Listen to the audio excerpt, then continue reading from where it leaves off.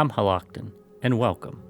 We're going to delve deep into the lore surrounding Lordaeron, the once great human capital city of the north, unconquered, walls never breached for centuries, only later to fall due to betrayal from within, transformed into the dark and terrifying Undercity ran by the Forsaken.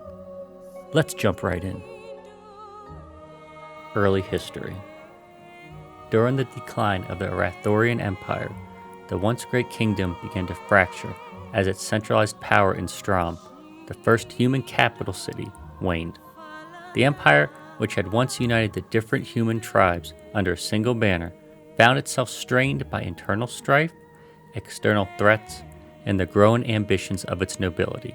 The infrastructure that had once sustained the empire's military dominance and governance deteriorated, and many lords who had sworn fealty to the Arathorian crown began seeking independence or new opportunities beyond the crumbling imperial core. Among these ambitious nobles, a faction of high-born lords and their advisors, disillusioned by the stagnation of their homeland, set out to the northwest. Their exodus was not one of exile, but of enterprise, a desire to build anew, rather than cling to a fading legacy. The journey was difficult, yet they were driven by visions of fertile lands, untapped resources, and the promise of a future unshackled from Strom's decline. Their travels eventually led them to a lush and temperate region of the Tirisfal Glades and its surrounding territories. Enchanted by the rolling hills, dense forests, and abundant rivers, they saw in this land the potential for a thriving kingdom, a realm that could rival the glory of Arathor at its height. Honoring the historical significance of the land and the memory of the legendary Arathorian general Lordaeron, a hero of the Troll Wars and a paragon of human valor, they named their settlement Lordaeron. Yet the foundation of Lordaeron was not solely the endeavor of ambitious noblemen. Among the settlers were devout religious zealots who adhered to the teachings of the Holy Light, a faith that had taken root in Arathorian culture, but had yet to reach its full prominence. These faithful sought solace and enlightenment in the tranquil glades, believing that the land itself was blessed with divine grace. Many came as pilgrims, drawn by the tales of miracles, visions, and the promise of spiritual fulfillment. It was here that the doctrines of the light flourished, shaping not only the spiritual identity of Lordaeron, but also its political and societal structures. Over time, what had begun as scattered settlements joined together into a unified and prosperous kingdom. The noble houses consolidated their power, establishing a monarchy that balanced aristocratic rule with religious influence. The fledgling kingdom's central town, initially a modest administrative hub, expanded as more settlers arrived, trade routes flourished, and religious institutions grew in prominence. This urban center eventually became known simply as Capital City, the beating heart of Lordaeron. In its early years, Capital City thrived as an industrial and economic powerhouse, filled with workshops, forges, and bustling markets that drove the kingdom's growth. However, as Lordaeron's borders expanded and its economy diversified, much of its industrial activity migrated eastward to Stratholme and Anderhall, two cities better suited for trade, logistics, and agricultural processing. Stratholme, positioned along key trade routes, became a mercantile hub, while Anderhall emerged as the heart of Lordaeron's grain production, securing the kingdom's dominance as the breadbasket of the northern continent. Freed from the constraints of heavy industry, Capital City underwent a dramatic transformation. No longer merely a center of commerce, it was reimagined as a symbol of human civilization's grandeur. Magnificent cathedrals, gilded halls, and soaring spires defined its skyline, while its wide plazas and carefully planned streets reflected both elegance and order. The Great Cathedral of Light, a towering masterpiece of sacred architecture, became the spiritual center of the kingdom, drawing worshippers, scholars, and inquisitors alike. Beneath its domes, priests and paladins trained in the ways of the light, ensuring that faith remained as integral to Lordaeron's governance as its monarchy. Despite its beauty and cultural prominence, Capital City was not without its defenses. The rulers of Lordaeron, ever mindful of history's lessons, ensured that the city was fortified with imposing walls, reinforced battlements, and strategically placed guard towers. For centuries, these defenses stood as an unyielding bastion against invasion, safeguarding the kingdom from external threats, which included roving warbands, marauding trolls, and later on, the encroaching forces of the orcs. For generations, Lordaeron stood as the most powerful human kingdom in the world, a beacon of stability, faith, and civilization. Yet no kingdom, no matter how grand, is immune to the ravages of time and fate. The city that had never fallen, the walls that had never been breached, would one day witness a horror unlike any other. The rise of the Scourge and the betrayal from within would turn Lordaeron's shining capital into a city of death and ruin, a stark reminder that even the greatest of realms can fall to darkness. Second War. As the heart of the alliance of Lordaeron during the Second War, Capital City was more than just a kingdom. It was humanity's last defiant bastion against annihilation. From its towering spires, orders were given that shaped the fate of the world. Armies were raised, alliances forged in fire and steel, and war councils convened in shadowed halls where kings and generals plotted the downfall of the monstrous horde. Lordaeron, the strongest and most populous of the human realms, poured its strength into the alliance, its banners flying over battlefields soaked in blood. From the snow-choked peaks of Alterac to the golden forests of Quel'Thalas, the armies of Lordaeron stood as a shield of civilization. Betrayal, however, festered within. In the darkened dungeons beneath the city, the truth was torn from the lips of traitors. Alterac had turned against them. Alterac had sold humanity's future to the Horde. The interrogations were merciless, and the revelations damning. King Tyrannus acted swiftly, with fire and sword. The Alliance shattered Alterac's forces, casting their treacherous kingdom into ruin. But no victory came without cost, and no enemy was as relentless as the Horde itself. Then the storm came. The siege of Capital City was an onslaught unlike any before it. The horizon blackened with war banners as the Horde's war machine thundered forward. The ground trembled beneath the weight of catapults and siege towers, and the sky burned with the fires of destruction. As the first boulders crashed into the city's outer districts, sending stone and blood in the air, King Tyrannus Menethil II stepped forward, not as a ruler, but as a leader of men. He was no warrior, but his voice cut through the chaos like steel. "This battle will decide the fate of our world," he declared to his people. "We stand or we fall. We live or we are forgotten." He swore that if his life was the price to hold the walls, he would pay it without hesitation. Then the streets turned to fire.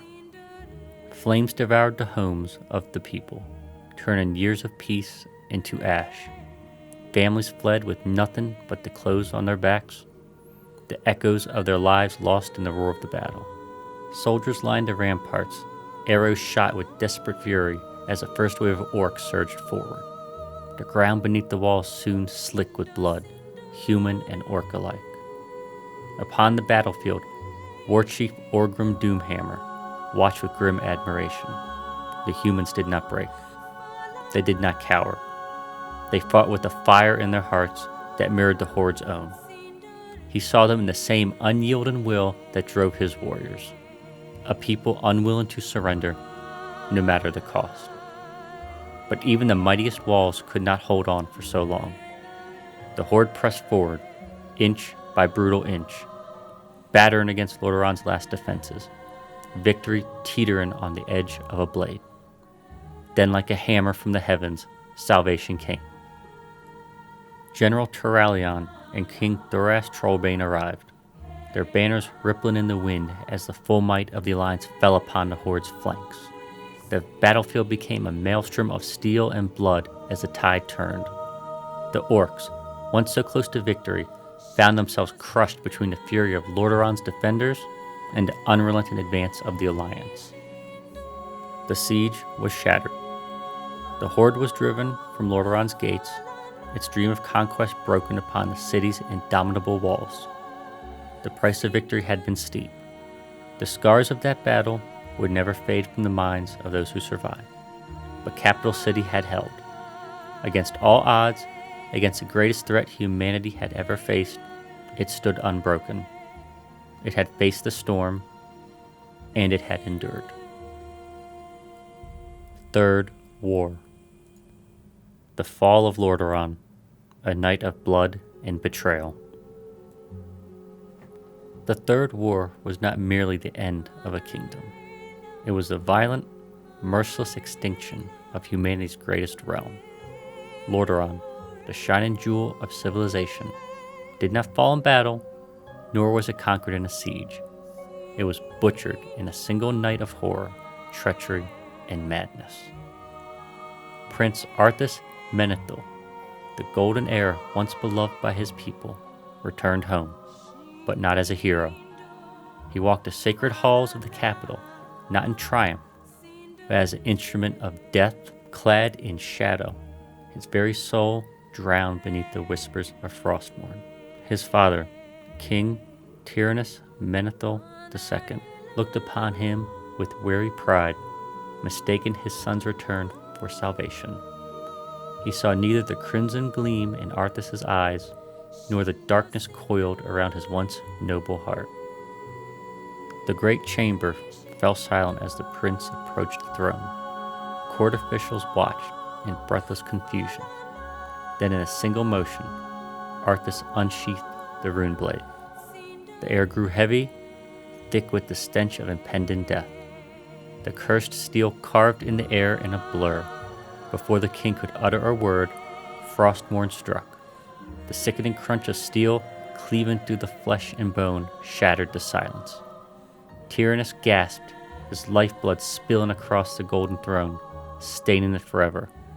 His crown toppled to the floor, rolling, clattering, stopping at his murderer's feet. The kingdom's fate was sealed. The slaughter of the capital. Before the court could react, the palace doors were thrown open, and the true horror began. Falric and Marwyn, once noble captains of Lordaeron's army, now twisted death knights in service to their dark master, led the undead hordes into the heart of the city. The bells of the capital tolled, not in celebration, but in warning, a desperate, futile cry for salvation that would never come. Then the screams began. The streets, once filled with laughter and life, drowned in terror and agony. Ghouls and abominations poured into homes, ripping families from their desperate barricades, their claws tearing through flesh as effortlessly as parchment. Blood splattered the cobblestone roads, pooling in the gutters. The scent of death thickened the air as children were torn from their mother's arms, their cries silenced in an instant. The city watch mustered what little defense they could, but they were fighting their own risen brethren, men they had trained with, lived with, now nothing more than rotten puppets enslaved to the will of the Scourge. In the great chapel, priests and paladins of the light gathered, their prayers rising to the heavens, pleading for divine intervention. None came. The undead swarmed through the stainless glass windows, tearing through armor and robes alike, drenching the altar in crimson. Holy relics lay shattered, their bearers crushed beneath the tide of the damned. Lordaeron's last hope died screaming beneath the shadow of its own cathedral. By dawn, the kingdom's proud capital was nothing more than a graveyard. The banners of House Menethil, once a beacon of human strength, lay torn and defiled. What remained of the city was not a ruin, it was a necropolis. The doomed resistance. The fall of Lordaeron was so swift, so absolute, that most survivors fled in blind terror, seeking refuge in the shattered remnants of humanity's other strongholds. Some found safety in Dalaran, others vanished into the haunted forests, praying the Scourge would not hunt them down. Yet a few remained. Among them were the last warriors of the Silver Hand, paladins whose faith had not yet been shattered beneath the weight of despair. From the ruins they waged a desperate resistance. Dagran, the Orc Slayer, his blade rusted with the blood of the undead, led the crippling force, striking at the Scourge wherever and whenever they could, like a wounded beast lashing out in its final moments. Magroth, the Defender, and his Defenders of Justice took a bolder stance, seeking to reclaim what little of their homeland remained, unwilling to accept its loss. Halak, the Lifebringer, and his circle of holy light turned the ruined palace gardens into a final sanctuary, a last beacon of purity amidst the corruption. It was all for nothing. For when Arthas returned from his campaign in Kalimdor, he was no longer merely a Death Knight. He was the herald of annihilation, the chosen hand of the Lich King. Power beyond mortal comprehension burned within him, and alongside him stood the dread necromancer Kel'Thuzad and the vengeful Banshee Queen Sylvanas Windrunner. The resistance was not defeated. It was obliterated. Dagran's warriors fell in the dead of night, their bodies torn apart before they could even raise their swords. Magroth's defenders fought bravely, but the tide of undead drowned them, their corpses rising mere moments after they had fallen, their oaths twisted into hollow mockeries. Halak and his circle stood their ground to the last, calling upon the light until their bodies were nothing but charred husks, their holy magic turned against them by the deathless will of the Lich King. By the end, the last embers of resistance were snuffed out. There were no survivors. The false king of a dead land. With Lordaeron now his, Arthas turned his gaze upon the Dreadlords who had claimed dominion in his absence: Balnazar, Detharok, and Veramathras. The demons, thinking themselves cunning, had sought to rule in the Lich King's name, but Arthas had no use for schemers. With cold, ruthless efficiency, he cast them from his city, shattering their power with effortless cruelty. He did not do this to reclaim his father's throne. He did not seek to rule as a mortal king. He stood among the ruined halls of his ancestors, looking upon the empty, blood-stained seat of his father, and laughed, a hollow, soulless sound. For the throne of Lordaeron was no longer a seat of power. It was a tomb, and its king was already dead. The rise of the Forsaken, a kingdom of the dead. Arthas' dominion over Lordaeron was as fleeting as it was brutal. When the Lich King's summons pulled him to Northrend, his grip on the Scourge began to falter, and the iron chains binding his servants to his will loosened. Sensing weakness, the Dreadlords Balnazar, Detharok, and Veramathras seized the moment, scheming to reclaim Lordaeron and bend the undead to their own dark ambitions. But in their arrogance, they overlooked a far deadlier threat: Sylvanas Windrunner. Freed from the Lich King's control, the Banshee Queen burned with vengeance, her soul blackened by torment, her will unbroken. She would not suffer another master. She would not kneel to demons. She would have Lordaeron, and all who stood in her way would fall. The bloody betrayal. Knowing she could not strike alone, Sylvanas feigned an alliance with the last remnants of Lordaeron's human resistance, the battered forces of Grand Marshal Othmar Garithos, a man clinging desperately to the shattered hope of reclaiming his homeland. Desperate and blind to the true depths of her cunning, Garithos agreed. Together, human and undead struck with ruthless precision, launching a coup drenched in blood. The battle raged through the corpse-laden streets of Capital City. Sylvanas' banshees screamed through the halls, possessing the bodies of their enemies, turning brother against brother.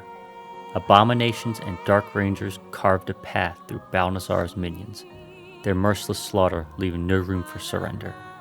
The Dreadlord, caught off guard by the ferocity of the attack, was driven into the shadows, his plans shattered. Garithos and his men believed they had won. Then the knives came for them. The Forsaken's first victims. As dawn broke over the ruined skyline of Lordaeron, the Alliance soldiers stood victorious, battered but triumphant.